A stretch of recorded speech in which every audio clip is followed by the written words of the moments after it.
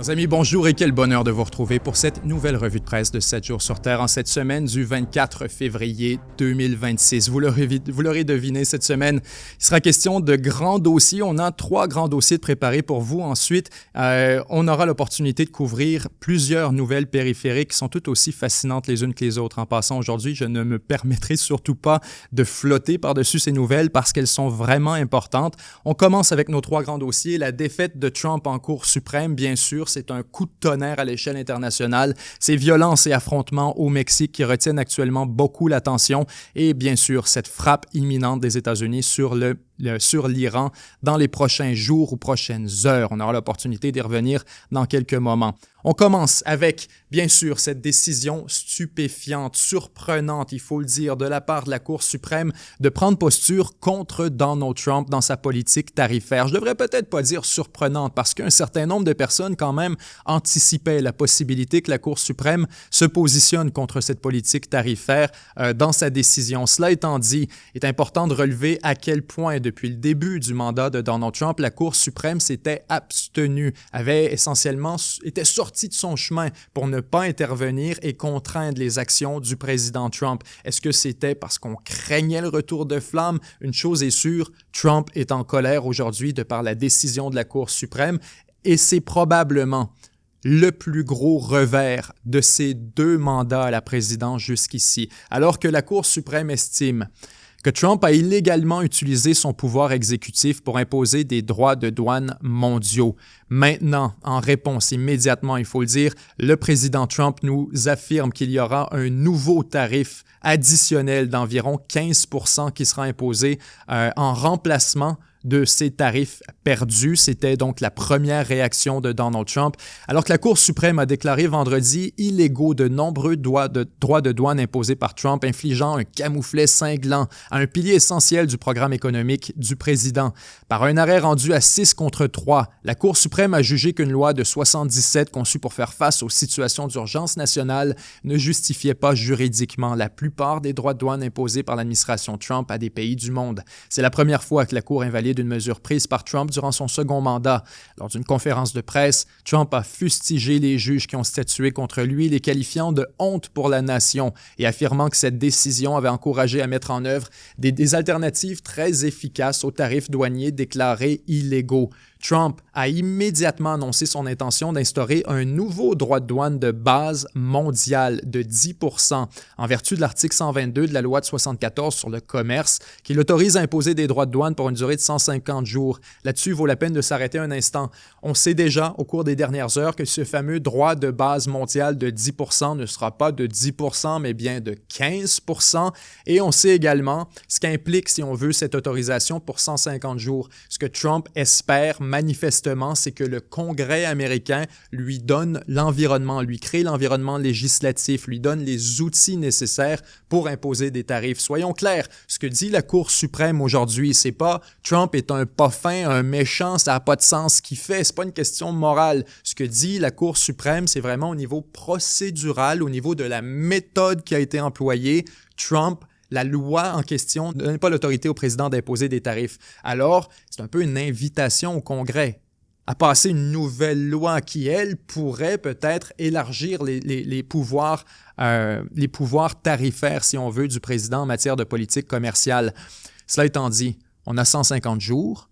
On sait que les élections de mi-mandat sont loin d'être gagnées pour les républicains et qu'il y a quand même une portion substantielle du Parti républicain et même de la coalition Trump qui sont opposés à la politique tarifaire.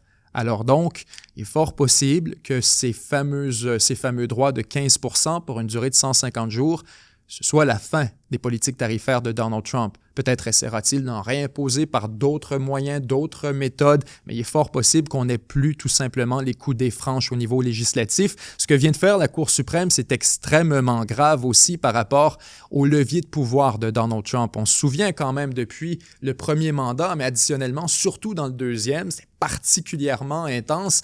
On utilisait les tarifs comme un levier de puissance, comme un moyen de coercition. pour contraindre les États étrangers, des alliés et des rivaux à faire des concessions d'ordre politique, économique, stratégique aux États-Unis. On l'a imposé contre la Chine, à dire si la Chine, tu fais chier 100% de tarifs. Le Canada, tu fais chier 50, 100, 200%, peu importe. L'Europe, vous voulez pas qu'on prenne le Groenland? 25% de tarifs. On l'imposait de manière punitive. C'était donc un levier de puissance que la Cour suprême vient de regarder tout ça en disant on va s'attarder à la question. Non, guys. Non, t'as pas le droit de faire ça. C'est illégal. Non, tu peux pas faire ça. T'as pas le droit de mettre des tarifs. Tout le monde, il a pas le droit.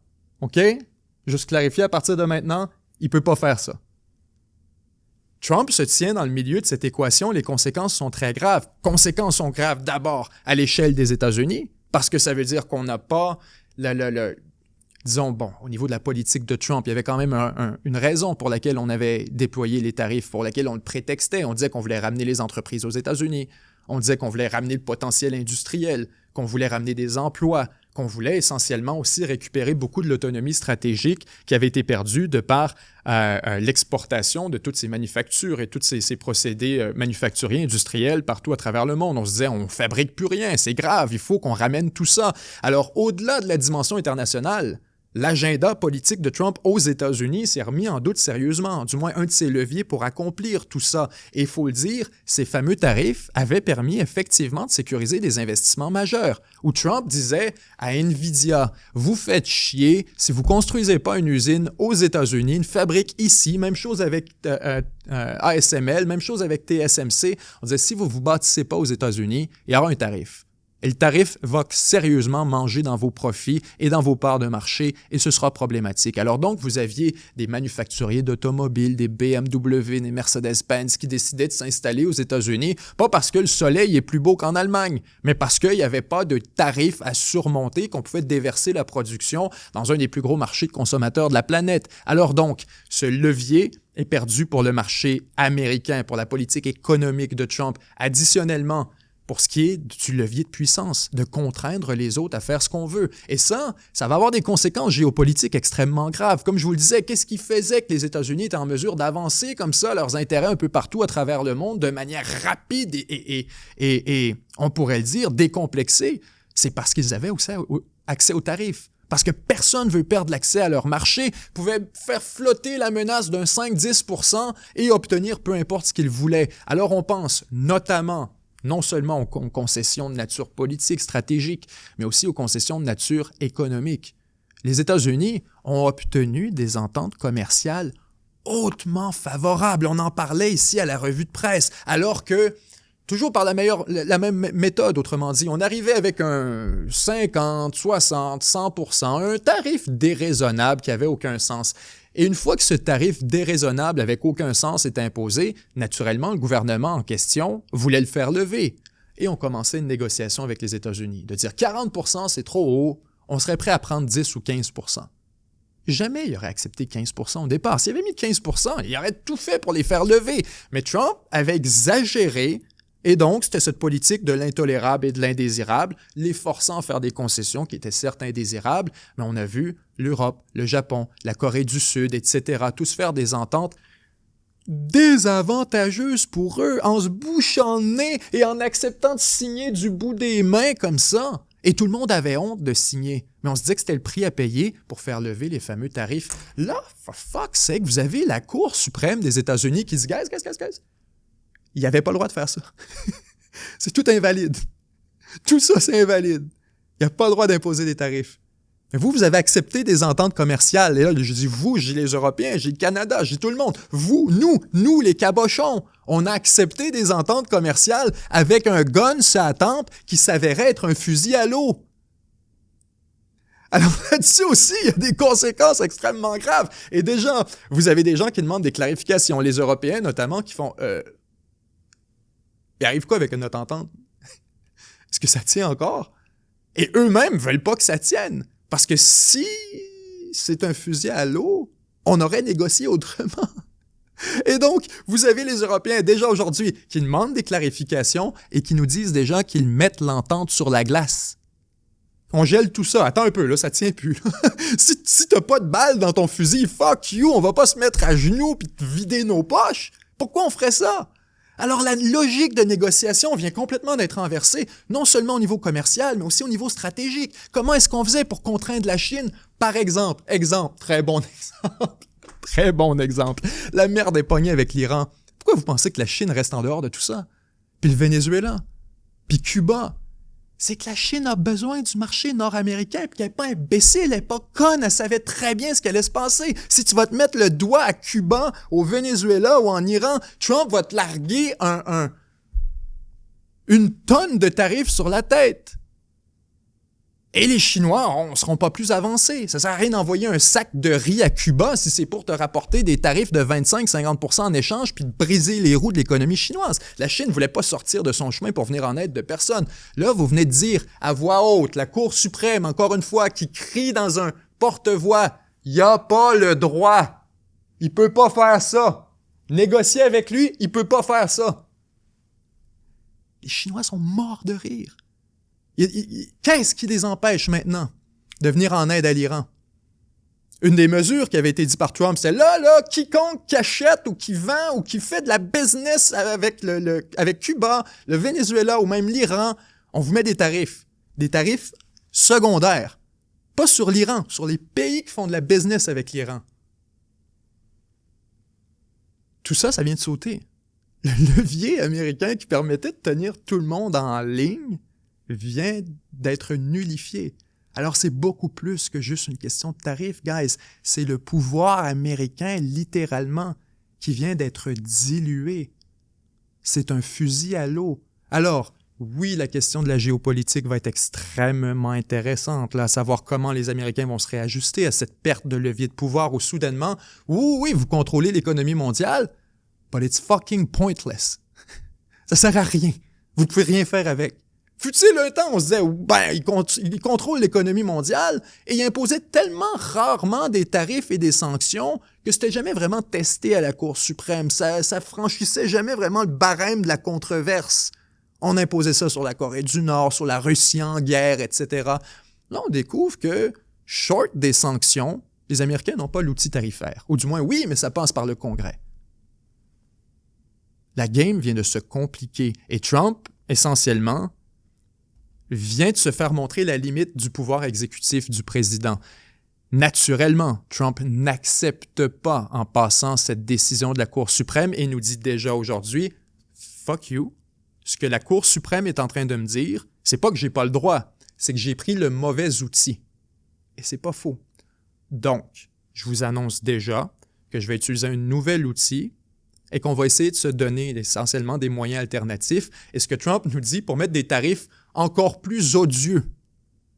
Trump est fâché pas contre la Cour suprême, mais contre tous les autres pays dans le monde qui s'en tirent, qui s'en sortent après avoir essayé de fourrer les Américains. C'est comme ça qu'il le voit et qu'il le reçoit. Alors Trump, aujourd'hui, oui, se fâche contre la Cour suprême, mais se retourne et immédiatement déverse son fiel sur la communauté internationale, à dire « vous avez pas fini. Si vous pensez vous en sortir comme ça, ». Alors, il y aura des conséquences pour la posture américaine. Maintenant, additionnellement, je veux qu'on se parle des conditions financières derrière tout ça, puis économiques, parce que on s'est parlé des questions des ententes. Qu'est-ce qui arrive avec ces ententes? Bonne question. On ne sait pas actuellement. Est-ce que les Américains maintiennent les ententes commerciales? Est-ce qu'on retourne en négociation? Ça change tout. Ça change tout. Regardez le Canada, par exemple. Le Canada est en négociation commerciale avec les États-Unis et il nous met un gun sur la tempe en nous disant on veut sortir de l'accord de libre-échange. Je voulais en parler la semaine dernière dans dernière revue de presse, on n'a pas eu le temps, mais Trump fait des menaces déjà de dire qu'il veut sortir de l'accord de libre-échange entre le Canada, les États-Unis et le Mexique. Cette menace n'est pas vraiment crédible s'il n'y a pas l'outil des tarifs ensuite. On dire je vous sors puis je vous mets un tarif de 50-60%. Il n'y a pas d'alternative. Alors tout le monde est perdant. C'est vraiment spectaculaire ce qui vient de se produire avec la Cour suprême. C'est probablement une des décisions les plus conséquentielles du siècle jusqu'ici. C'est au niveau du mariage gay, c'est au niveau de l'avortement, c'est au niveau de Roe v. Wade, c'est au niveau des grandes décisions de la Cour suprême extrêmement conséquentielles. Maintenant, il y a un enjeu qui est un peu misérable et un peu absurde, pour pas dire ridicule, dans la décision de la Cour suprême. C'est qu'on a laissé de côté la plus grande question, le plus grand point, à savoir, on fait quoi avec l'argent? Là, on a 150 quelques milliards d'après Trump. Certains nous disent des dizaines de milliards, d'autres nous disent c'est des centaines. On va dire environ 150 milliards d'argent qui a été capté par les services frontaliers, essentiellement les douanes, facturés à des entreprises américaines depuis le début du processus, où vous les accumulez. Si vous êtes, par exemple, Coca-Cola, on va prendre un chiffre facile, par exemple, ça vous a coûté 100 millions de dollars depuis le début dans le processus. Ben, Coca-Cola a une facture de 100 millions de dollars qu'aujourd'hui, la Cour suprême vient de lui dire, c'est comme une contravention qu'on vient de déclarer que tu n'étais pas coupable. On vient de reconnaître que la contravention, la facture est invalide. Le texte législatif à partir duquel on a émis la contravention ou la facture, c'est illégal. Alors donc, un certain nombre de ces entreprises disent, on a besoin d'un remboursement, puis immédiatement, puis hier, parce que c'est de l'argent qui a été dépensé. Et là, on ne parle pas des intérêts, c'est des remboursements rétroactifs. Et là-dessus, si vous voulez rire, d'abord, la Cour suprême n'a pas répondu à dire, on fait quoi avec cet argent? Aucune réponse. La Cour suprême n'a pas étudié la question. Et d'ailleurs, la juge de la Cour suprême, Amy Coney Barrett, qui dit, une de ses citations là, dans cette décision qui est absolument lunaire, qui dit « It seems to me like this could be a mess. » Il semble que ça pourrait être un bordel, tout ça. Là. La Cour suprême est tout à fait consciente de ce qu'elle vient de faire, là, d'à quel point ça va être le bordel, ça va aucun sens, mais a choisi de ne pas statuer. Alors, comme le dit Trump est en colère là-dessus également, de dire « Ben non, ils n'ont rien décidé, à la place, on va être en cours pendant les 5 prochaines années. We'll be in court for the next 5 years. » C'est la réponse de Trump. Donc, effectivement, la Cour suprême a laissé un gros bout de côté, et là, vous en voulez une bonne.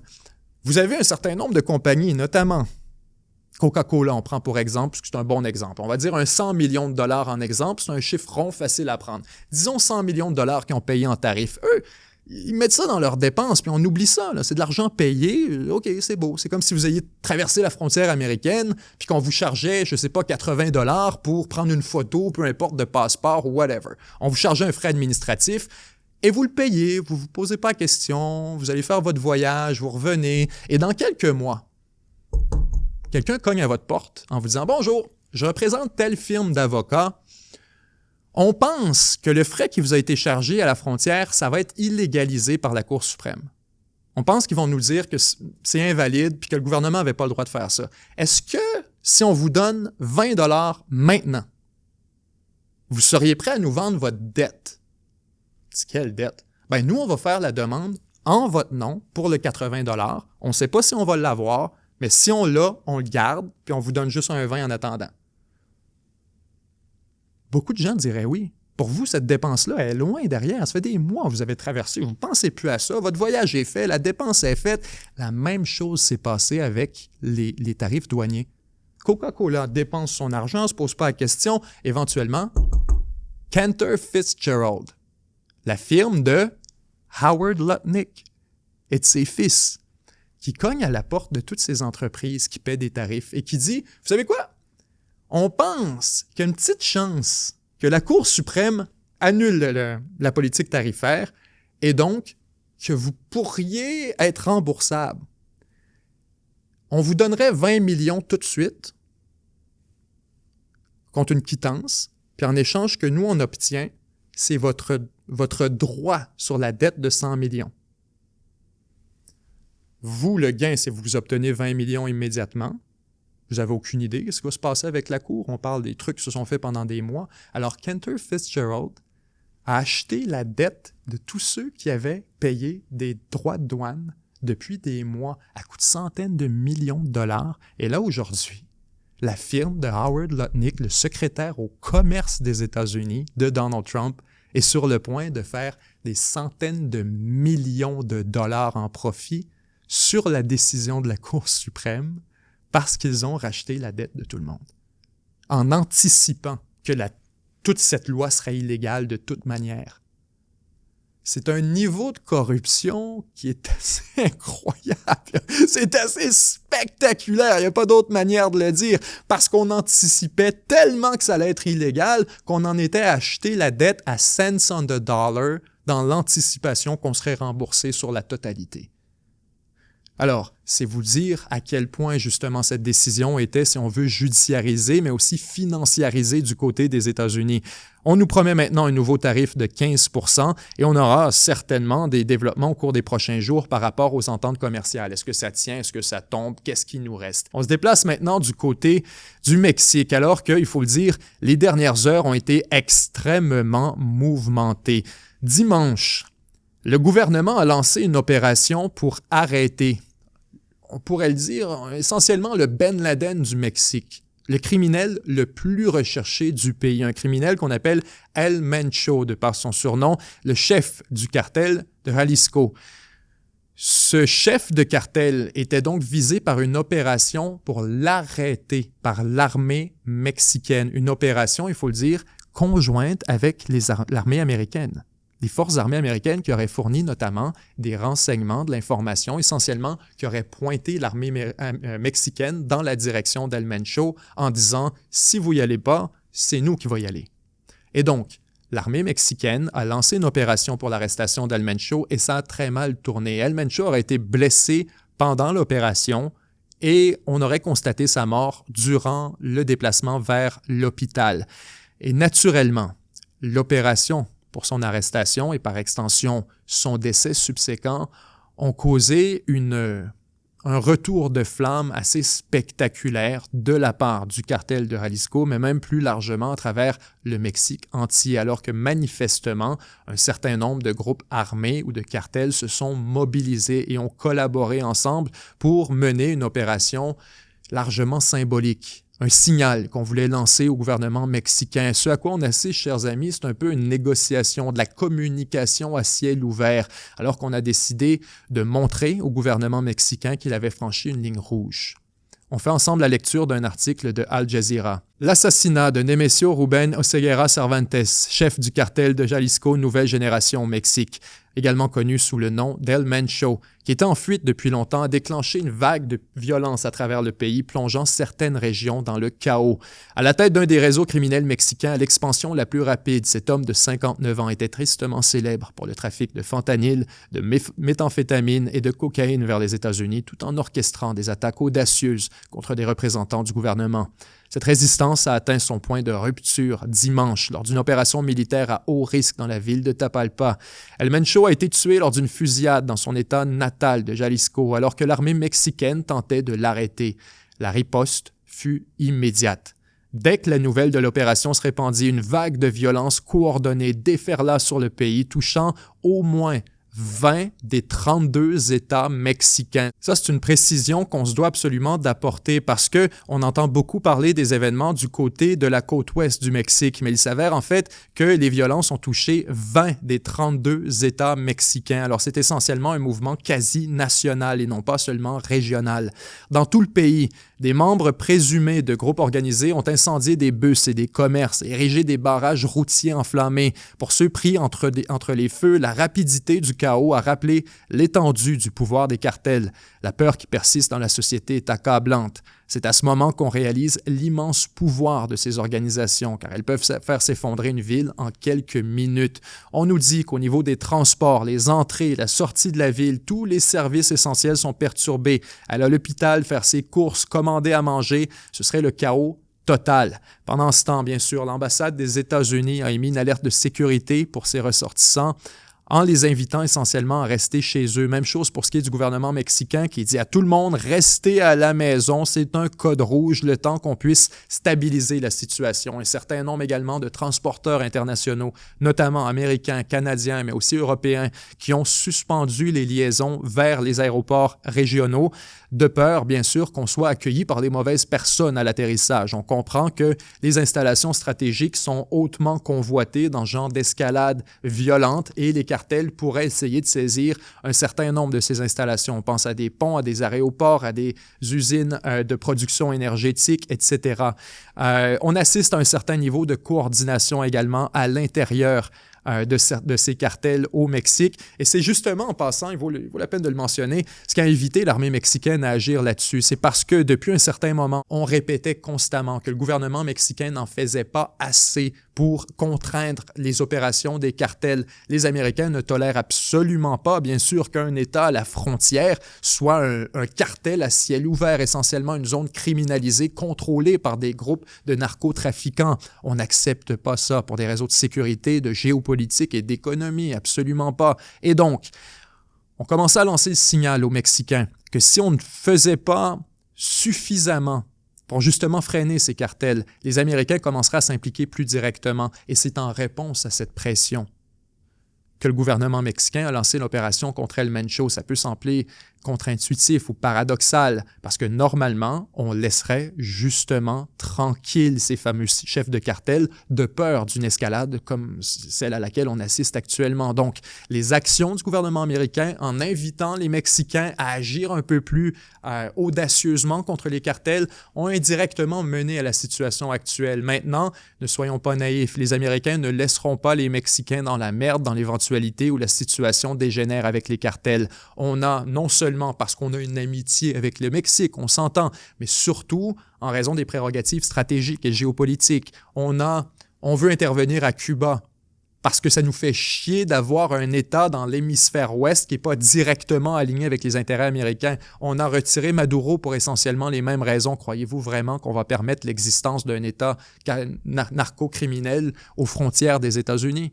Absolument pas. Alors, ne vous surprenez pas si vous voyez les Américains intervenir de plus en plus directement au Mexique. Cette fois-ci, en l'occurrence, à travers une collaboration puis une coordination avec les forces armées mexicaines, mais de plus en plus à travers des actions directes.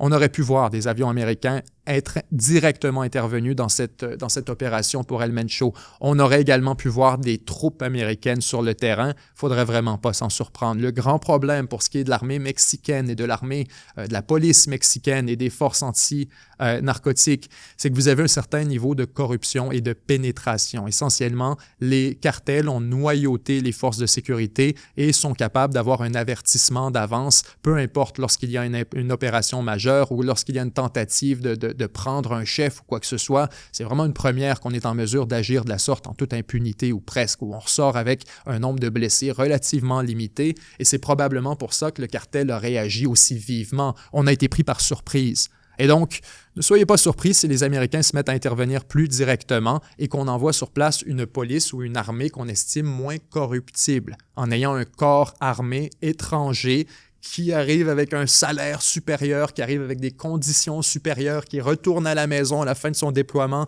Et il y a peut-être moyen d'avoir une autorité moins corruptible sur le territoire qui permettrait au moins un minimum de cohésion. Alors, suivez de très près ce qui se produira au Mexique durant les prochains jours. La prochaine question, le grand paramètre qu'on suit, c'est à savoir comment ça va se stabiliser. Est-ce que le gouvernement va être en mesure de retrouver le calme, d'entrer dans une forme de négociation, de communication de coulisses avec les cartels, ou est-ce que la situation va escalader de manière perpétuelle jusqu'à ce qu'on soit obligé d'y aller avec une campagne beaucoup plus ambitieuse d'interdiction? Parlant d'interdiction et de campagne ambitieuse, on se déplace du côté du Moyen-Orient. Alors qu'on se parlait la semaine dernière de l'imminence, l'inévitabilité même d'une campagne aérienne contre l'Iran, il s'avère qu'à l'heure où on se parle, les États-Unis ont maintenant déployé la plus grande puissance aérienne au Moyen-Orient depuis l'invasion de l'Irak en 2003. Les États-Unis se disent maintenant prêts à frapper l'Iran, mais apparemment, le président Trump n'aurait pas encore pris de décision là-dessus. Permettez-moi de recevoir cette information avec un gros grain de sel, parce que tout nous indique au contraire que Trump a pris la décision, que les États-Unis sont actuellement en train de préparer la logistique et le séquençage, mais qu'on est déjà convaincu qu'il y aura une opération contre l'Iran. D'ailleurs, on a un article fantastique qui nous provient ici du côté du New York Times et qui nous précise les préparatifs de guerre et les fameux plans de survie à l'intérieur du gouvernement iranien. Un point qui est soulevé ici, c'est qu'actuellement, à l'heure où on se parle, le gouvernement iranien opère selon la prémisse qu'il y aura une frappe et qu'il y aura une guerre prolongée. On part de ce principe, tant mieux si ça ne se produit pas, mais actuellement, le gouvernement iranien fonctionne en partant de la notion qu'il y aura un conflit. On nous mentionne ici, et c'est pourquoi je voulais absolument qu'on fasse la lecture de cet article, on nous parle de la succession et des plans de gouvernance pour l'Iran dans l'éventualité d'une frappe. Début janvier, alors que l'Iran était confronté à des manifestations nationales, à la menace de frappe des États-Unis, le guide suprême du pays, l'ayatollah Khamenei, s'est tourné vers un lieutenant de confiance et loyal pour diriger le pays, Ali Larijani, le plus haut responsable de la sécurité nationale. Depuis lors, M. Larijani, 67 ans, homme politique chevronné, un ancien commandant du corps des gardiens de la Révolution et l'actuel chef du Conseil suprême de sécurité nationale, dirige de facto le pays. Son ascension a marginalisé le président Massoud Pezeshkian, chirurgien devenu homme politique, qui a connu une année difficile à la tête du pays et qui continue de déclarer publiquement « Je suis un médecin, pas un homme politique », et que personne ne devrait attendre de lui qu'il résolve la multitude de problèmes de l'Iran. Ce récit de l'ascension de M. Larijani et des décisions de délibération des dirigeants iraniens face aux menaces de guerre et de l'administration Trump s'appuie sur des entretiens avec 6 hauts responsables iraniens, dont un proche de l'ayatollah. Ces responsables et les membres des gardiens ont témoigné sous couvert d'anonymat. Ces derniers mois, les responsabilités de M. Larijani n'ont souhaité Ces derniers mois, les responsabilités de M. Larijani n'ont cessé de s'accroître. Il était chargé de réprimer les manifestations récentes réclamant la fin du régime islamique. Actuellement, il s'emploie à contenir la dissidence, assure la liaison avec les alliés comme la Russie et des acteurs tels que le Qatar et l'Oman et supervise les négociations nucléaires avec Washington. Il élabore également des stratégies pour gérer l'Iran en cas de conflit avec les États-Unis, alors que Washington renforce sa présence dans la région. Nous sommes prêts, a déclaré M. Larijani lors d'un entretien avec Al Jazeera. Nous sommes maintenant nettement plus forts qu'auparavant. Nous nous sommes préparés ces 7 ou 8 derniers mois, nous avons identifié nos faiblesses et nous les avons corrigées. Nous ne cherchons pas la guerre et nous la déclencherons pas, mais s'ils nous y contraignent, nous riposterons. L'ayatollah Khamenei a chargé M. Larijani et une poignée d'autres proches collaborateurs et militaires de veiller à ce que la République survive non seulement aux bombardements américains et israéliens, mais aussi à toute tentative d'assassinat visant ses plus hauts dirigeants, y compris l'ayatollah lui-même. Nasser Imani, un analyste conservateur proche du gouvernement, a déclaré dans un entretien que l'ayatollah entretenait une relation longue et étroite avec M. Larijani et que le guide suprême s'était tourné vers lui en cette période de crise. Le guide suprême fait pleinement confiance à Larijani. Il estime que Larijani est l'homme de la situation en cette période délicate, compte tenu de son expérience, de son intelligence et de ses connaissances. M. Larijani est issu d'une famille puissante du monde politique et religieux, président du Parlement pendant 12 ans. Selon des hauts responsables, l'ayatollah a émis une série de directives. Il a établi 4 niveaux de succession pour chacun des postes de commandement militaires et gouvernementaux qu'il nomme personnellement. Il a également demandé à tous les dirigeants de désigner jusqu'à 4 remplaçants et a délégué la responsabilité de prendre des décisions à un cercle restreint de proches collaborateurs en cas d'interruption des communications avec lui ou de son assassinat.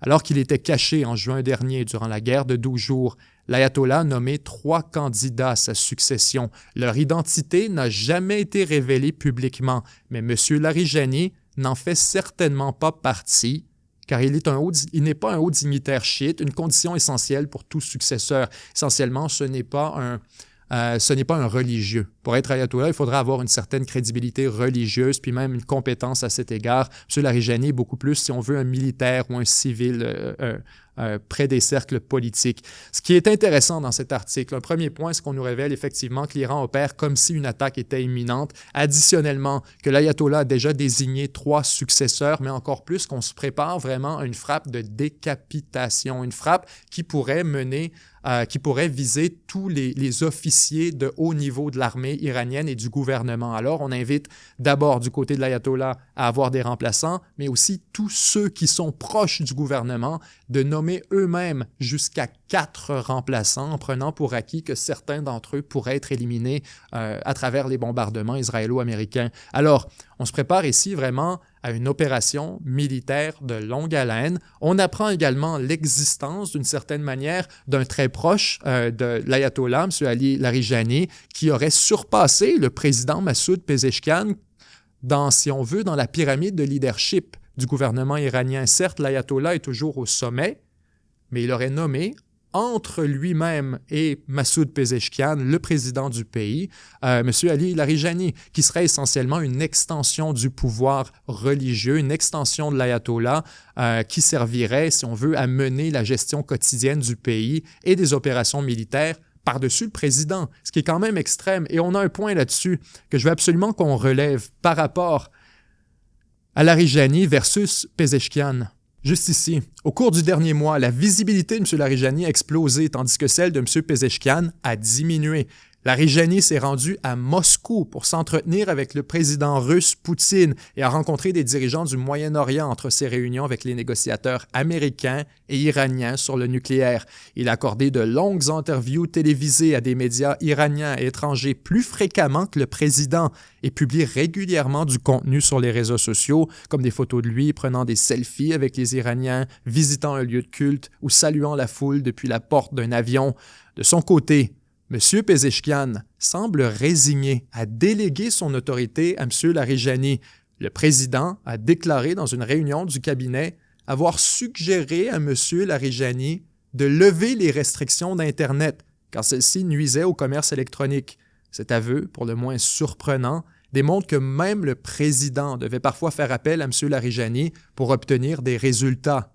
Un autre paragraphe ici un peu lunaire qui nous dit tout à quel point M. Pezeshkian est complètement en dehors de la loupe au niveau décisionnel.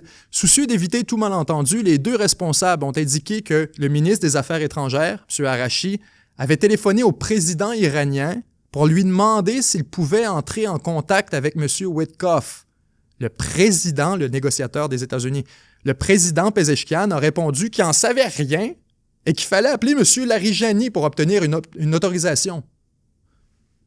Je sais que c'est compliqué ce paragraphe-là, mais ce qu'on nous dit ici, c'est que pendant les négociations entre les États-Unis et l'Iran, les négociateurs iraniens appellent le président iranien pour lui demander « On a-tu le droit de faire X, Y, Z? » Et lui répond « Je ne sais pas, appelez Larijani. C'est pas moi qui décide. » Alors, il y aurait effectivement, au-delà, si on veut, du Parlement iranien, au-delà de la présidence, maintenant, une nouvelle figure décisionnelle assignée de par l'ayatollah lui-même, qui vient un peu agir comme une force modératrice, comme une force qui vient vraiment diluer le pouvoir de la présidence. On continue toujours du côté du Moyen-Orient et de cette potentielle frappe par les forces armées américaines. Encore une fois, l'Iran s'y prépare et Israël aussi se prépare à une frappe iranienne sur Israël, parce que, vous le comprendrez, dans l'éventualité où les avions israélo-américains lancent une nouvelle opération sur l'Iran, la réponse de l'Iran, on la connaît, ce sera de frapper, d'envoyer des missiles, des projectiles, drones, etc. sur Israël et sur les installations américaines dans la région. Là-dessus, déjà, l'armée israélienne dit se préparer, bien sûr, à intercepter les fameux missiles iraniens, mais surtout à intervenir contre le Hezbollah. On se souvient que l'Iran a accès à ce qu'on appelle l'axe de la résistance, un ensemble de factions et de groupes armés à travers le Moyen-Orient qui agissent comme ses proxys, comme l'extension de son pouvoir politique, militaire, de son influence, pour projeter cette influence à travers la région. Un de ces acteurs, c'est bien sûr le Hezbollah au Liban. On se souvient que le Hezbollah et Israël se sont livrés une guerre extrêmement dommageable pour le Hezbollah depuis au cours de l'année 2024. Un certain nombre d'opérateurs du Hezbollah ont été tués, un certain nombre de leaders de la structure de l'état-major a été liquidé et donc le Hezbollah s'est sorti de ce conflit extrêmement dégradé. Le Hezbollah est essentiellement dans les câbles. On est ensuite arrivé avec ce fameux processus de cessez-le-feu et d'intégration dans lequel le Hezbollah devait essentiellement se désarmer, abandonner ses armes, remettre ses armes au gouvernement national et serait purgé de la scène politique libanaise. On a suivi ce processus ensemble à la revue de presse. Je vous ai dit à de nombreuses occasions, ça ne fonctionne pas, ça va nulle part. S'il y a quoi que ce soit, ce qu'on observe, c'est que le Hezbollah est en train de reconstituer son arsenal, sa force, son influence. On reprend un peu d'influence près de la rivière Litani, au sud du Liban. Et maintenant, les Israéliens sont très, très anxieux vis-à-vis la possibilité d'un nouveau conflit. On apprend ici, c'est un article du Times of Israel. L'armée israélienne intensifie ses frappes contre le Hezbollah face aux craintes croissantes d'une attaque iranienne contre Israël. Essentiellement, on croit que cette fois-ci, le Hezbollah pourrait agir auprès de l'Iran. Alors que, soyons clairs, dans la dernière guerre de 12 jours, on a appelé le Hezbollah à intervenir et à se battre auprès de l'Iran, mais le Hezbollah a refusé. On n'avait pas exigé, on avait demandé, on avait sollicité l'aide du Hezbollah. Si on l'avait exigé, aucun doute, le Hezbollah aurait intervenu. Le Hezbollah accepte la doctrine selon laquelle l'Iran est essentiellement le leader de l'axe de la résistance et donc si on lui donne des ordres, il va suivre les ordres, peu importe ses propres intérêts. La dernière fois, on lui a donné la marge de manœuvre de déterminer ce qui était dans ses intérêts. Le Hezbollah était au pied du mur, était au milieu d'un processus politique au Liban, sa posture n'était pas idéale et donc le Hezbollah a choisi de rester en marge. Cette fois, Israël estime que le Hezbollah pourrait s'impliquer selon certains scénarios. La conclusion qu'on a tirée, c'est que le Hezbollah est encore en très mauvaise posture et donc qu'il probablement essaierait d'éviter une escalade majeure contre Israël. Maintenant, il y a une certaine nuance à apporter là-dessus. Si on constate que l'opération israélienne, américano-israélienne, a pour objectif de frapper le programme nucléaire iranien, de frapper des installations militaires, stratégiques, etc., de donner essentiellement d'aller tondre le gazon, comme on l'a défini lors des revues de presse précédentes. Si c'est l'initiative américano-israélienne et que ça s'arrête là, le Hezbollah n'interviendrait pas. Ou du moins, pas de manière conséquentielle ou de manière substantielle. Ce que ferait le Hezbollah à ce moment, ce serait de lancer quelques roquettes, quelques missiles dans des zones inhabitées au nord d'Israël. Ce serait un signal, un symbole pour montrer qu'on participe, mais essentiellement c'est de la gesticulation. Maintenant, dans l'éventualité où on se met à frapper plus sérieusement le gouvernement iranien et que cette campagne se prolonge et qu'on voit que l'Iran est dans les câbles, alors le Hezbollah pourrait intervenir en frappant des positions militaires israéliennes, toujours au nord du pays. Encore une fois, on a tendance à éviter ce genre de choses du côté du Hezbollah et à calibrer nos attaques parce qu'Israël répond avec la démesure à chaque fois. Si on reçoit 2 ou 3 roquettes dans une région non habitée, eh bien les avions israéliens vont ensuite pillonner l'entièreté du sud du Liban pendant des jours en réponse. Et donc, on a compris du côté du Hezbollah que c'était pas tout à fait brillant de lancer ce genre de provocation parce que la réponse israélienne est disproportionnée presque systématiquement. Maintenant, le Hezbollah, c'est l'évaluation israélienne, pourrait intervenir de manière plus sérieuse contre des villes, contre des installations stratégiques israéliennes, dans l'éventualité où on arrive à la conclusion que l'opération israélo-américaine a l'objectif de décapiter le régime iranien. Si on réalise que ce qui est en train de se passer, c'est plus que juste tondre le gazon et que c'est en train de se transformer en une véritable tentative de renverser le régime iranien, le Hezbollah serait activé et entrerait en guerre totale et ouverte contre Israël pour venir en aide à son principal financier, à son dernier support. Si l'Iran tombe, le Hezbollah tombe, c'est plus qu'une question de temps. Cette année seulement, on en parlait à la revue de presse, à peu près $1 milliard qui a été déplacé depuis les coffres de l'Iran jusqu'à ceux du Hezbollah. Ce sont des sommes substantielles qui permettent au groupe de s'accrocher. Alors donc, dans cette optique, ne vous surprenez pas si le Hezbollah reste en marge, à moins qu'il ait l'impression que l'Iran soit sur le point de tomber. Alors, il va intervenir à ses côtés, il n'y a aucun doute, et c'est à ça que se prépare l'armée israélienne depuis un certain nombre de jours, alors qu'on bombarde très systématiquement tout ce qui pourrait être impliqué dans une escalade, justement impliquant le Hezbollah et l'Iran. On frappe au sud du Liban et on s'assure qu'il n'y ait plus aucun lanceur et que le message soit aussi clair que possible. Ensuite, on se déplace, on sort du Moyen-Orient et on entre, maintenant il me reste 15 à 20 minutes, j'ai pas beaucoup de temps, mais tout juste suffisamment pour qu'on couvre nos autres dossiers de la semaine. Là-dessus, on en a 1, 2, 3, 4, 5, 6, 7, 8, 9 dossiers additionnels. Donc, permettez-moi de passer quelques secondes à peine par dossier. Vaut la peine qu'on les relève, mais on aura certainement l'opportunité d'y revenir dans des prochaines revues de presse. D'abord, la semaine dernière, j'ai pas eu la chance d'en parler. Voilà un exemple de truc qu'on peut traiter subséquemment.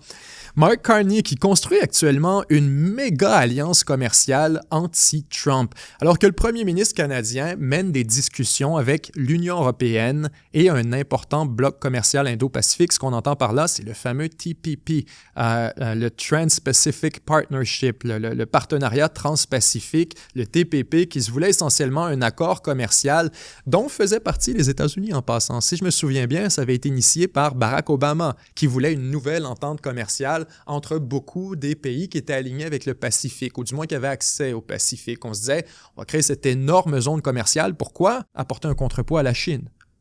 On voyait clairement que la Chine, pour ce qui est des exportations sur disons sur les côtes pacifiques, avait une influence considérable. Et donc, on voulait connecter de par une entente commerciale avec ces États en question. Et aujourd'hui, après que les États-Unis se soient retirés en passant, si je me souviens bien, c'est Donald Trump, durant son premier mandat, a retiré les États-Unis d'un accord qu'ils ont eux-mêmes créé. Ils ont organisé le party, tout le monde est venu, puis sont sortis de la pièce, puis ils nous ont laissé nous arranger ensuite. Eh bien, celui qui récupère le party aujourd'hui, c'est Mark Carney, qui regarde tout le monde dans la pièce et qui se dit « Bon, ben maintenant que les États-Unis sont partis, on peut se faire un vrai deal. » Et encore plus, il paraît qu'il y a un autre party de l'autre côté de la rue. On pourrait se mettre ensemble et avoir le plus beau party qu'il y a jamais eu. Ben, c'est exactement ce qui est en train de se produire. Alors qu'on a, d'un côté, comme je vous le disais tout à l'heure, les discussions avec l'Union européenne, ben, on voit le marché de l'Union européenne, qui représente un méchant beau party en termes de libre-échange, un marché de près plusieurs centaines de millions de personnes, 400 millions de personnes dans l'espace commercial, alors qu'on regarde du côté maintenant du partenariat transpacifique, qui de mémoire touche à peu près 1,4 ou 1,5 milliard de consommateurs. Alors, ce qu'on veut faire essentiellement, c'est un deal entre ces deux deals. De dire, vous avez une entente commerciale en Europe qui fonctionne bien, on a une entente commerciale ici dans le Transpacifique, pourquoi on ne fait pas une méga alliance commerciale qui, dans le fond, serait tout le monde contre les États-Unis et qui nous permet de maintenir un certain nombre de choses. D'abord, de maintenir un certain débouché commercial, mais surtout de maintenir le monde libre, de maintenir la notion du libre-échange. Parce que ce que sont en train de faire les États-Unis de leur côté, soyons très clairs, à tort ou à raison, vous pouvez être d'accord ou pas avec les prescriptions américaines, mais il demeure que l'effet direct, lorsque les États-Unis se retirent du libre-échange mondial, c'est que le libre-échange est sérieusement remis en doute pour tous les autres entre eux. Parce que les États-Unis sont responsables des passages maritimes internationaux critiques, sont responsables de l'Organisation mondiale du commerce à toute fin pratique, sont responsables du FMI, de la Banque mondiale à toute fin pratique. Alors, si vous retirez les États-Unis du libre-échange et du système commercial international, soudainement, il y a beaucoup de structures là, qui sont remises en doute. Et il est possible que le système ne fonctionne plus à moins d'un énorme témoignage de foi, d'amour, de confiance de la part de tous les autres pays qui double down dans cette direction, mais c'est exactement ce que vient de faire le premier ministre canadien. Et au-delà de la dimension économique, parce qu'on s'entend, un accord économique de la sorte, ça vaut ce que ça vaut. On participe autant qu'on veut. Si on décide qu'on met de côté certaines dispositions, il y a des pays qui fonctionnent comme ça. Si on décide qu'on ne participe pas entièrement, on fonctionne comme ça. Si on décide qu'on regarde dans l'autre direction sur certaines dispositions, il y a toujours moyen de moyenner, essentiellement. Mais géopolitiquement, c'est un coup de circuit spectaculaire. Ça permet non seulement aux pays tiers, si on veut, aux pays moyens, de se coaliser au niveau du libre-échange, mais encore plus, en tant que Canadien, je dois le dire, ça positionne le Canada comme pionnier, comme leader de cet effort international. Là-dessus, je dois absolument vous faire la lecture du plan que j'avais soumis initialement. Parce que, tu sais, on a toujours des contacts avec le gouvernement québécois, le gouvernement canadien pour des orientations stratégiques, des trucs comme ça. Puis dans la séquence sur les tarifs, moi, ce que j'avais soumis, c'est essentiellement exactement ce qu'est en train de faire le gouvernement canadien et Mark Carney. J'ouvrais en disant « Le Canada doit orchestrer un détachement politique et stratégique des États-Unis sous l'égide d'une profession de foi au multilatéralisme et d'un retour à la neutralité. Le Canada peut plaider que la neutralité fait partie de son identité et de son ADN, en exagérant, c'est bien ça que je dis, en exagérant l'attaque des États-Unis à nos intérêts, en présentant la séquence comme un manque de respect profond et une rupture réelle de Washington et d'Ottawa sur les enjeux fondamentaux. Le Canada peut redevenir un État indépendant et gagner en crédibilité. Utiliser l'expérience du Canada avec les États-Unis pour positionner le Canada en intervenant crédible de médiation sur la scène internationale. L'expérience doit servir de crise fondatrice pour un Canada nouveau, indépendant et politiquement neutre. Pour matérialiser cette réalité et maximiser la pression sur les États-Unis, le Canada devrait envisager un certain nombre de mesures que j'avais soumises là-dessus. Je peux vous en lire quelques-unes.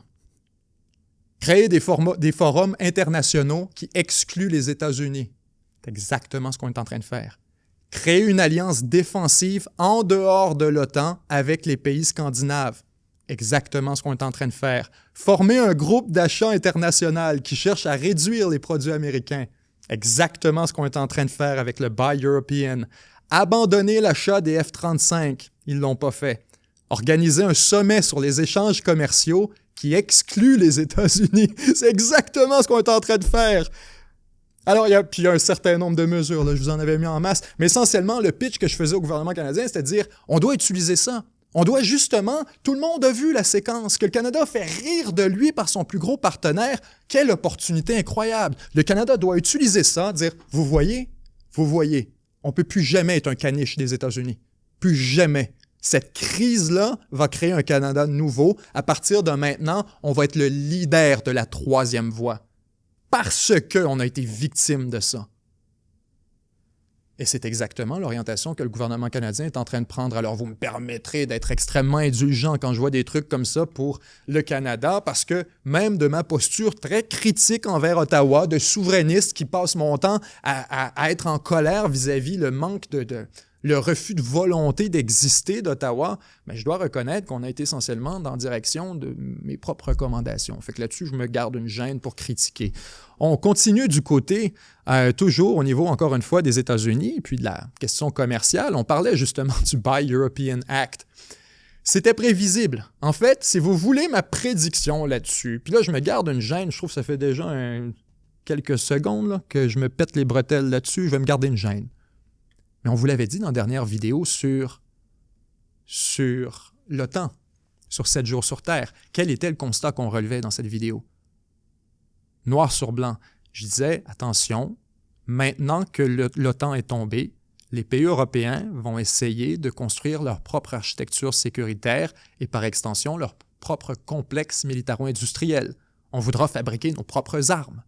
Et ce que je disais, mot pour mot, c'est faites très attention, il ne faut pas être naïf en pensant que les États-Unis vont laisser ça aller, que les États-Unis vont laisser les pays européens s'émanciper, si on veut, de l'industrie militaire américaine et qui vont tout simplement déserter la liste de clients de Lockheed Martin, Boeing, etc., et que les Américains ne vont pas intervenir. Eh bien, ce qu'on apprend aujourd'hui sur Politico, c'est en fait exactement ce qu'on aurait pu anticiper. Le Pentagone exerce un lobbying agressif auprès de l'Union européenne contre la politique d'achat Buy European, la politique d'achat d'armes européennes. Dans des déclarations jusqu'alors inédites, l'administration américaine a averti Bruxelles qu'elle riposterait si les Européens forçaient les entreprises américaines à quitter le marché. L'administration du président Trump a menacé de représailles les pays européens si l'Union européenne privilégie les fabricants d'armes nationaux dans le cadre de sa campagne de réarmement. Le ministère américain de la Défense est opposé à toute tentative de l'Union européenne de limiter l'accès des fabricants d'armes américains au marché européen et avertit que ça entraînerait une riposte. L'administration a formulé ces remarques jusqu'alors non rapportées dans le cadre d'une contribution à une consultation de la Commission européenne au début du mois. Les États-Unis s'opposent fermement à toute modification de la directive qui limiterait la capacité de l'industrie américaine à soutenir ou à participer d'une autre manière aux acquisitions nationales de défense des États membres de l'Union européenne. Les politiques protectionnistes, c'est drôle pareil, les politiques protectionnistes et d'exclusion qui forcent les entreprises américaines à quitter le marché alors que les plus grandes entreprises de défense européennes continuent de tirer un grand profit de l'accès au marché américain constituent une erreur. Les États-Unis qui lancent essentiellement un tir de semonce pour dire « Attention, là, vous pouvez décider de fabriquer vos propres armes, mais si on se rend compte que ça réduit nos parts de marché de l'autre côté et que c'est fait essentiellement de manière hostile contre les entreprises américaines, on va intervenir. Et c'est exactement ce que je disais dans cette vidéo sur l'OTAN, où, attention, il y a un certain nombre de leviers. Les Américains contrôlent les chaînes d'approvisionnement, notamment sur les semi-conducteurs. Contrôle, et non seulement la chaîne d'approvisionnement, contrôle le pays qui les fait, contrôle Taïwan. Alors, on a le contrôle sur la chaîne d'approvisionnement des semi-conducteurs, même chose pour ce qui est des terres rares, même chose pour ce qui est des renseignements, de l'information, du réseau satellitaire, de Starlink, s'il faut que les Américains mettent de la pression sur l'Europe parce qu'ils ne sont pas satisfaits d'une orientation du complexe militaro-industriel. Les amis, il n'y a pas plus gros lobbyiste après Israël, après le secteur pharmaceutique, que le secteur militaire. Le secteur militaire, les Lockheed, les Boeing, les Raytheon, les Palantir, tous ces gens ont des centaines de lobbyistes au Congrès qui sont là pour orienter la politique étrangère des États-Unis en faveur de leurs intérêts. Fait que ne soyez surtout pas naïfs à penser que les États-Unis et ses fabricants d'armes, les deux, cumulativement, vont permettre à l'Europe de simplement sortir, si on veut, du joug et du jupon militaire américain. On va tout faire pour empêcher que ça se réalise. Et pour le moment, on est en train de lancer un signal qui est relativement poli. On n'est pas encore dans l'obstructionnisme. Et moi, ce que je disais dans cette dernière vidéo, c'était attention, si les Américains décident vraiment de faire de l'obstruction, alors le projet de relancer le complexe militaro-industriel européen est essentiellement mort dans l'œuf. C'est curieux de voir que seulement quelques jours après qu'on ait parlé de cette question, c'est en train de se matérialiser devant nous. On continue maintenant pour notre prochain dossier. Alors que faut rendre à César ce qui lui revient, les États-Unis sont vraiment en train de faire un coup de circuit stratégique avec l'Inde. C'est spectaculaire. On se souvient dans la revue de presse, on a parlé souvent, régulièrement, de cette ambivalence de l'Inde qui agace les États-Unis. L'ambivalence, bien sûr, toujours entre les États-Unis et la Russie. L'Inde qui a toujours favorisé d'avoir une espèce de posture de la troisième voie, indépendante, plus neutre, qui lui permet d'extraire des concessions et des avantages de la part des deux camps. On achète beaucoup d'armes, beaucoup d'énergie à la Russie, du pétrole, et on achète bien sûr également, on fait commerce avec les États-Unis, on achète des armes aux États-Unis également. Et ça, cette ambiguïté, cette ambivalence, ça agace énormément Washington, alors qu'on veut, surtout à cette époque de confrontation contre la Chine, un ennemi commun, un rival commun à l'Inde, on veut recruter l'Inde fermement dans le camp occidental. Et un des enjeux qui limitait notre capacité à faire ça, on vient de le mentionner, c'était 1. Le pétrole, 2. Les armes.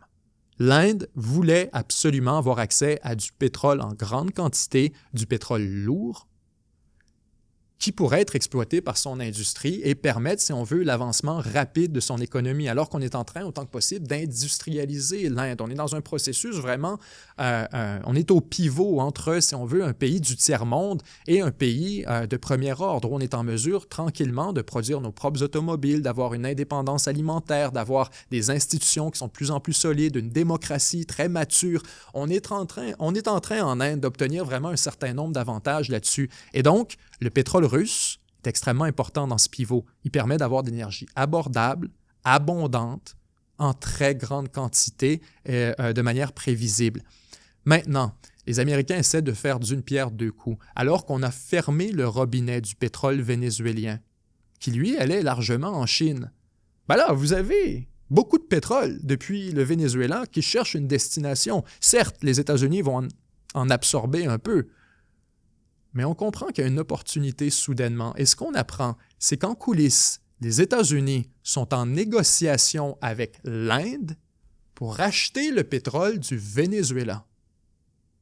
Et là, vous voyez comment tout ça se connecte ensemble et à quel point on joue vraiment à une partie de risque sur la planète entière. Alors que les Américains ont débloqué un nouvel approvisionnement de pétrole en retirant Maduro, ce que ça permet, c'est de prendre ce pion, d'aller voir du côté de l'Inde, de retirer le pétrole russe de l'équation, le remplacer par le pétrole vénézuélien, et soudainement, l'Inde a une motivation de moins à rester alliée avec la Russie.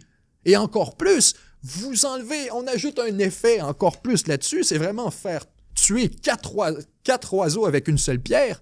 En plus de ça, vous venez faire très mal à la Russie, qui perd une source de revenus considérable pour financer son effort de guerre, parce que la Russie, on le sait, n'a pas accès aux marchés internationaux, ou à peu près pas.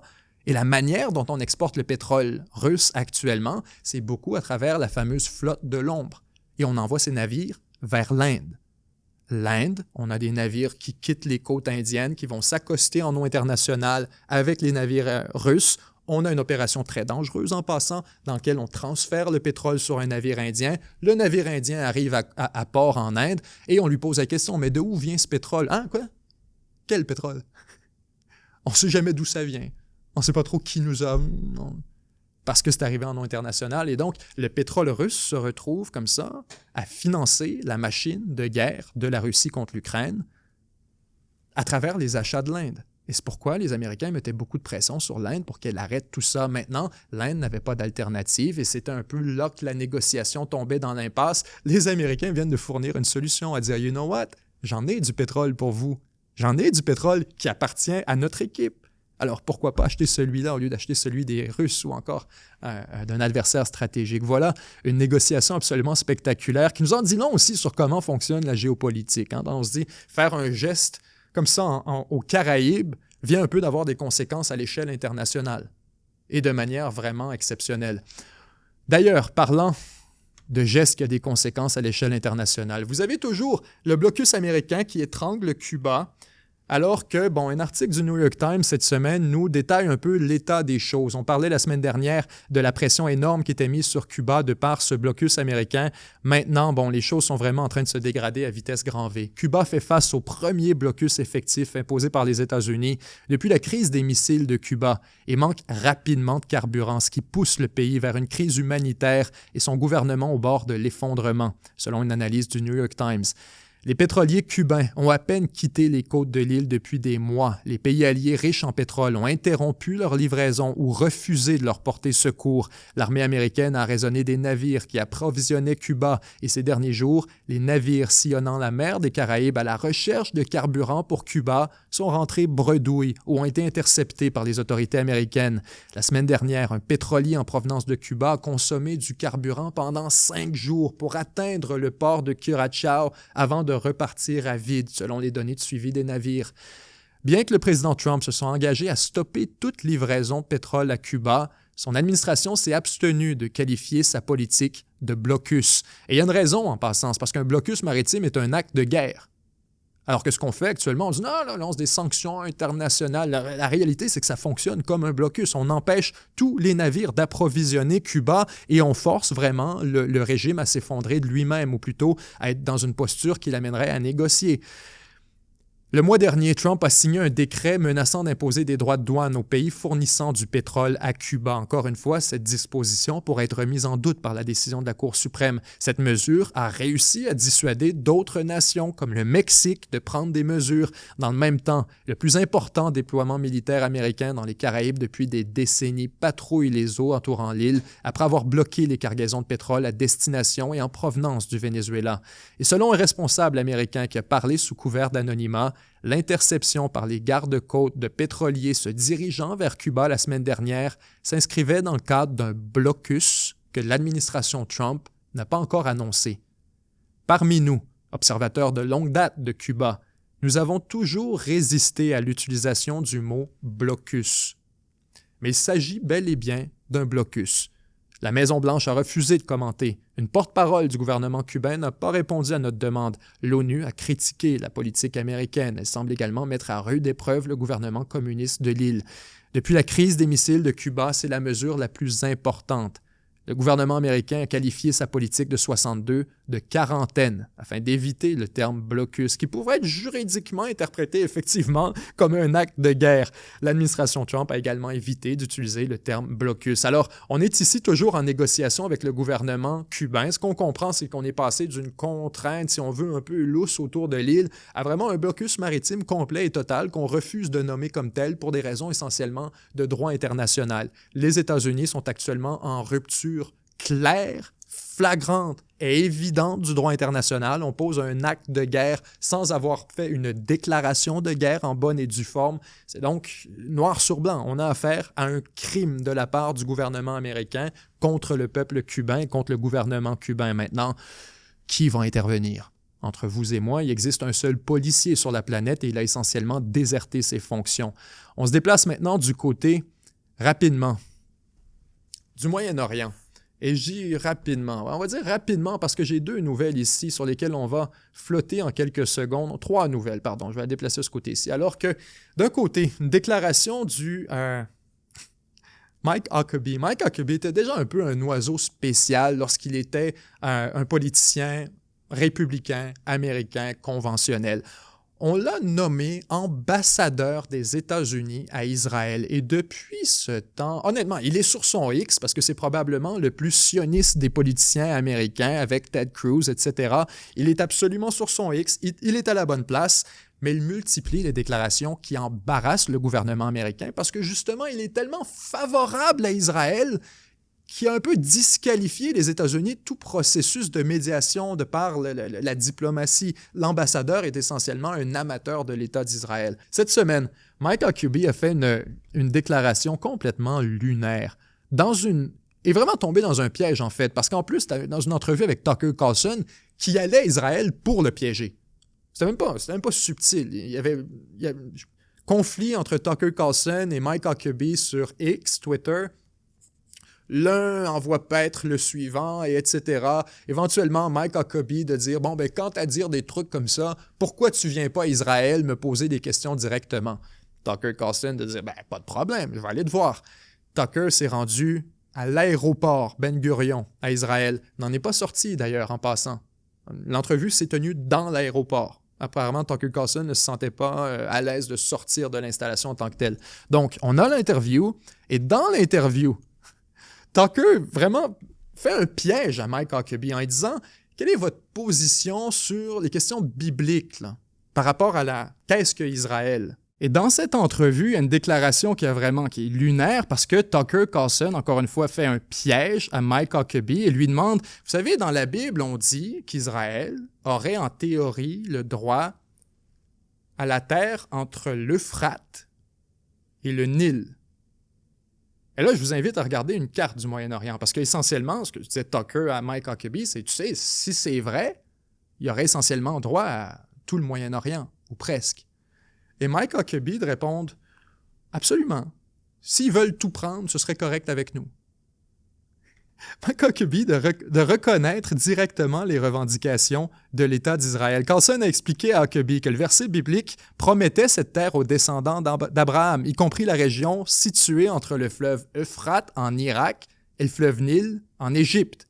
Une telle zone engloberait le Liban, la Syrie, la Jordanie, certaines parties de l'Arabie saoudite actuelle. Et la réponse de Mike Huckabee de dire « Ce serait bien s'ils prenaient tout. » It would be fine if they took it all. Et naturellement, un certain nombre de pays arabes, en fait, la Ligue arabe, les pays du Golfe, tous se sont réunis pour dénoncer, au-dessus de 14 pays se sont réunis pour dénoncer les propos de Mike Huckabee qu'on déclarait comme absolument irresponsables puis carrément dangereux. Et voilà comment les États-Unis se sont un peu disqualifiés de tout processus diplomatique au Moyen-Orient. Lorsque l'envoyé spécial, en fait, plus que l'envoyé spécial, l'ambassadeur, le délégué direct du président de la Maison-Blanche, qui agit comme ambassadeur de Washington en Israël, a des déclarations de la sorte. À dire, si c'était juste de nous, Israël pourrait prendre le Moyen-Orient au complet, ça ne changerait rien. Là. Ce serait bien même. It would be fine. Alors cette déclaration qui normalement serait vraiment disqualifiante, non seulement pour les États-Unis, mais pour Mike Huckabee lui-même, ne serait plus en position d'exercer ses fonctions et devrait démissionner sur le champ. Mais c'est tout dire de la position américaine, où ce genre de déclaration est non seulement n'est pas controversé, c'est normal et attendu de la part de l'ambassadeur américain. On n'est plus dans un processus, et c'est ce que je veux mettre de l'avant surtout, c'est que pendant des années, on avait vraiment un processus de peut-être un peu biaisé, certes, mené par les États-Unis avec l'aide de la communauté internationale, certainement biaisé en faveur d'Israël, mais on avait vraiment une tentative d'avoir une forme de solution durable, où il faudrait une solution à 2 États, où il faudrait un État palestinien. Aujourd'hui, on n'est plus du tout dans configurer un État palestinien et une solution durable pour que tout le monde soit content. On est vraiment juste à avancer les intérêts d'Israël le plus possible dans le temps imparti, pendant qu'on est à la Maison-Blanche, et le reste vraiment n'a pas particulièrement d'importance. Alors cette déclaration vient vraiment juste souligner essentiellement quelque chose qu'on connaissait déjà vis-à-vis de la posture américaine.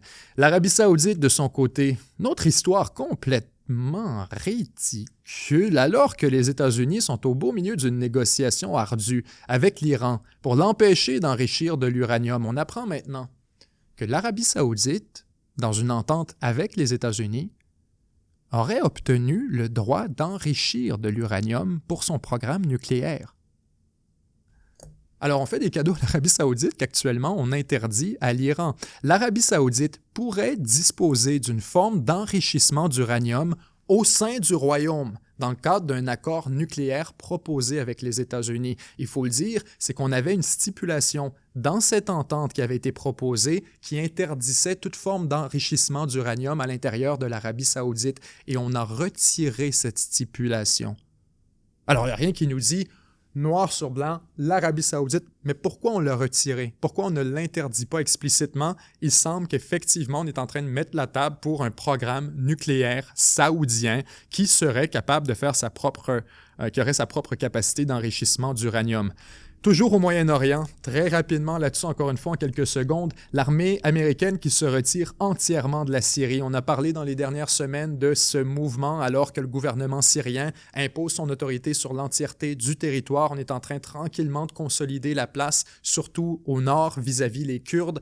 Maintenant, les Américains qui étaient à peu près 1000-1500 soldats américains tout au plus, dépendamment de la période, qui est installé avec les Kurdes, sont maintenant en train de se retirer. D'abord, premier point à relever, on plante un couteau dans le dos des Kurdes pour une 200e fois. Les Kurdes sont le peuple le plus trahi de l'histoire moderne au Moyen-Orient. Et additionnellement, on vient de faire un cadeau fantastique au gouvernement syrien, le gouvernement d'Al-Jolani, Al-Shara, qui depuis un moment, bien sûr, veut consolider son autorité. Mais là, on est en train essentiellement d'ouvrir la porte au nord en disant « c'est ton territoire, c'est à toi ». Et ce qu'on essaie d'obtenir, bien sûr, c'est des relations diplomatiques plus positives avec le gouvernement syrien. C'était un problème. La présence américaine s'était souvent soulevée. On voulait un agenda pour le retrait des États-Unis. C'est maintenant chose faite. Les États-Unis se retirent de Syrie officiellement après plus de 10 ans, il faut le dire, sur place. Toujours, cette fois, parlant de nucléaire. Parlant de nucléaire, je sais qu'on a sauté un tour, on parlait de nucléaire il y a un moment. On apprend par le Wall Street Journal, et c'est une histoire très intéressante, on avait un soupçon il y a quelques années que la Chine aurait mené un test nucléaire secret. Et on se souvient que Trump, depuis un moment, est vraiment agacé par les tests nucléaires. On a d'abord, on a attaqué la Russie là-dessus, à dire la Russie fait des tests nucléaires sans autorisation. On a l'entente de non-prolifération qui s'est effondrée au cours des derniers jours, dernières semaines, alors que les négociations là-dessus sont tombées dans l'impasse et que l'entente est arrivée à expiration. On n'a essentiellement plus aucun traité pour vraiment assurer la non-prolifération des armes nucléaires.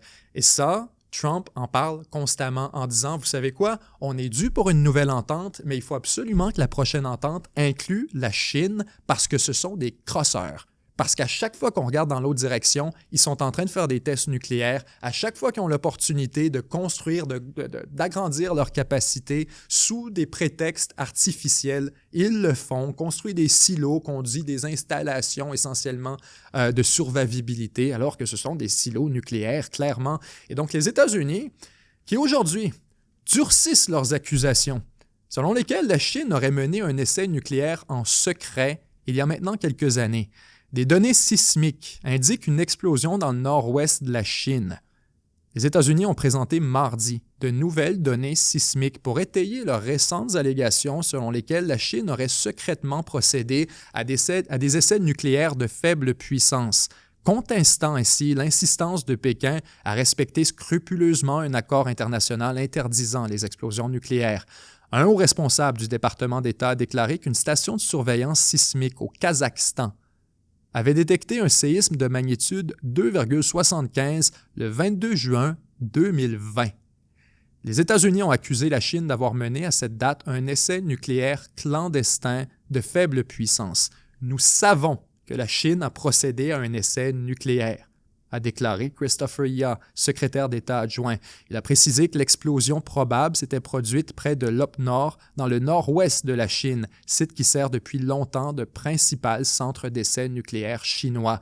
Et là-dessus, ajoutons également quelque chose d'autre qu'on a entendu de la part de l'administration américaine qui était très curieux dans l'immédiat après cette période. On se souvient du retrait de l'Afghanistan, notamment de la base de Bagram, la base principale occupée par les États-Unis en Afghanistan. Lorsque les Américains se sont retirés, Trump est arrivé ensuite au pouvoir en disant « Vous êtes des imbéciles, on aurait dû garder cette base ». Et notamment, oui, pour l'autorité sur l'Afghanistan, parce que ça valait des milliards, et etc., et l'équipement et la valeur stratégique, mais surtout en raison de son positionnement géographiquement avantageux sur le programme nucléaire chinois.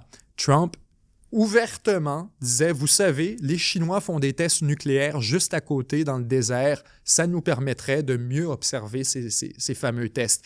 On n'en parlait pas à l'époque et la Chine faisait comme si de rien n'était, mais aujourd'hui on comprend à quoi les Américains faisaient allusion. C'est que presque immédiatement après le test nucléaire de la Chine en 2020, on a perdu Bagram, si je me souviens bien, en 2021, le retrait américain. Alors, vous comprendrez là-dessus que la séquence a frustré Donald Trump. Il a l'impression que les Chinois profitent, si on veut, du laxisme des États-Unis dans cette région et au niveau nucléaire. Et donc, maintenant, il va d'accusations formelles, disant « Attention, les Chinois, on le voit que vous faites des tests. On n'est pas stupides. Et même si vous dites l'inverse, on peut le déclarer publiquement que vous avez fait un test et que vous êtes donc en infraction vis-à-vis les politiques de non-prolifération et d'essais nucléaires. » Finalement, on se déplace cette fois du côté de l'Ukraine, et ça, ce sera très rapide, alors que on a un conflit naissant, si on veut, entre l'Ukraine et beaucoup de ses voisins qui ont carrément menacé de couper l'énergie à l'Ukraine, de couper l'approvisionnement de l'Ukraine parce que l'Ukraine les fait chier en coupant leur approvisionnement. Longue histoire courte, et je résume vraiment, soyez indulgents, allez lire l'article vous-même si ça vous intéresse. Essentiellement, vous avez un gazoduc qui a été rompu dans des circonstances curieuses.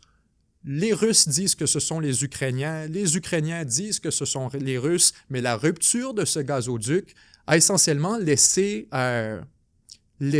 dans la merde un certain nombre de pays européens, notamment la Hongrie et la Slovaquie, qui maintenant menacent de couper l'approvisionnement en énergie de l'Ukraine en raison de cet oléoduc. On dit tant et aussi longtemps que vous ne réactivez pas l'oléoduc en question, gazoduc, il est hors de question qu'on vous approvisionne en énergie parce qu'on n'en a même pas pour nous-mêmes en raison de vos actions. On accuse essentiellement l'Ukraine d'avoir saboté le pipeline en question.